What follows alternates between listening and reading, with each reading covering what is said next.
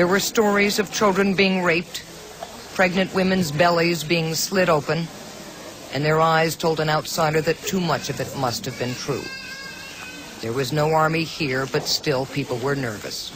Do you feel safe here, or have you heard that they're coming here today or anything? Yeah, I can't feel safe because this is not the place where we used to stay, and I can't really think that all the people who are staying here now are feeling safe. The group from Chavunze did not, and the next day began their walk to still another town. But it was hard to find a place unmarked by violence. Recent attacks by the army throughout this area, called the Lurero Triangle, had left town after town deserted. Those who stayed were too old or too scared to run. A week before, 1,500 students and teachers had made the same kind of escape, where the only protection was a prayer. Lord, we are coming. Please protect us on our way as we come. You are our strong rock. Please, land us safely. Now, having reached Kampala, the school principal, Joyce Kadu, is helping to house more than a dozen staff and their children. For the first time in almost 60 years, there are no classes, only meals to prepare. The school had stayed open under Amin and Obote, but not now. Although everyone is safe here, they wonder if the fighting might come to Kampala.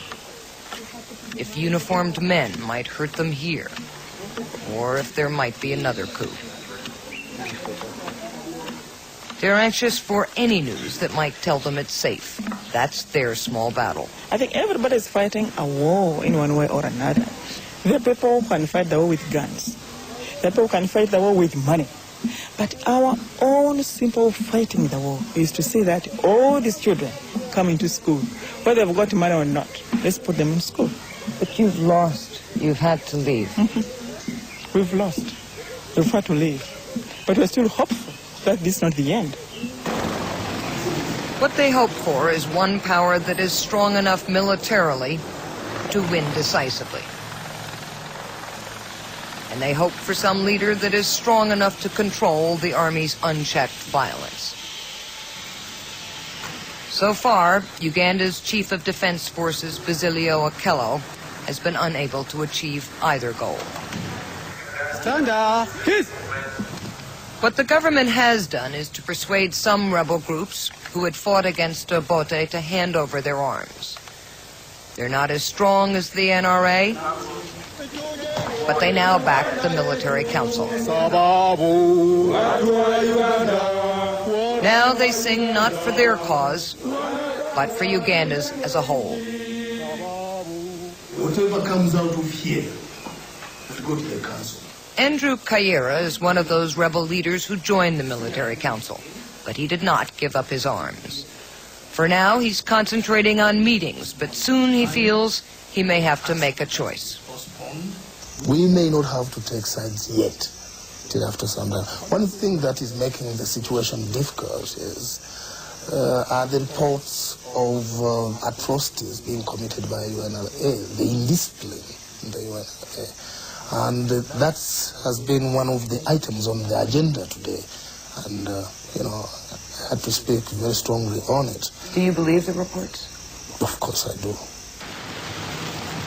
There is no doubt that the killings are continuing, and that despite steps like this release of prisoners, Uganda's new leaders still aren't trusted. Part of the problem is the prisoners see some of the same faces they saw in the past. Tito Okello, the head of state, served under Obote. Amin Onzi headed the feared intelligence service under Idi Amin. Too many of the country's new leaders are old faces tainted with the past, and few Ugandans believe that they didn't play some role in the system they're now trying to change. Like the country as a whole, the prisoners welcome the leaders.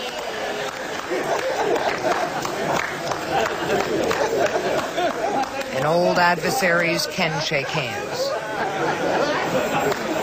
Like Uganda after the coup, they're happy to see Obote out.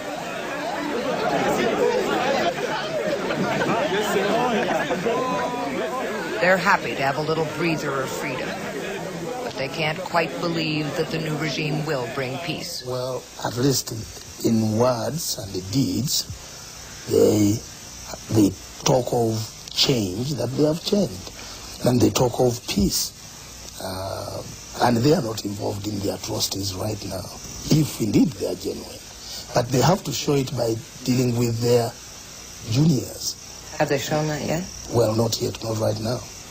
And that's what I've been demanding. I want to see it soon, if not tomorrow. With the best of intentions in the world, with the best efforts possible, you cannot make a miracle overnight. What is important is that there should be a systematic effort to change things. And I see the signs of the systematic efforts everywhere. How delicate a time is it? I mean, is there a slim chance for peace, or is it greater? We have a unique opportunity. But like any opportunity, it depends how you manage it. It could usher in a new era if properly managed, or it could waste, and then we sink into a deeper mess than that from which we are trying to pull ourselves out. The leaders say they want change, the people want peace, but the cycle of violence hasn't stopped, at least as long as so many old faces and old allegiances remain. Many Ugandans are now calling for a new beginning, a clean slate that would ban all the politicians and military commanders from leadership. It sounds so simple, but it's a dream. Monuments like Obote's medallion may be taken down and hidden away, but men who are used to power, with both the benefits and abuses, they can't be removed that easily. In some form, they will hang on, just as the people are trying to hang on to hope. We are crying for our nation. We are crying for our leaders, God. Open their understanding. Open their minds, God. That they can understand that without you. For those who can't fight an army, Because when there's no peace in the country, for those who can't elect their own leader, even be able to do the work of God. a desperate prayer is all that's When left. there's no peace in the country, For the Journal, this is Ann Medina in Uganda.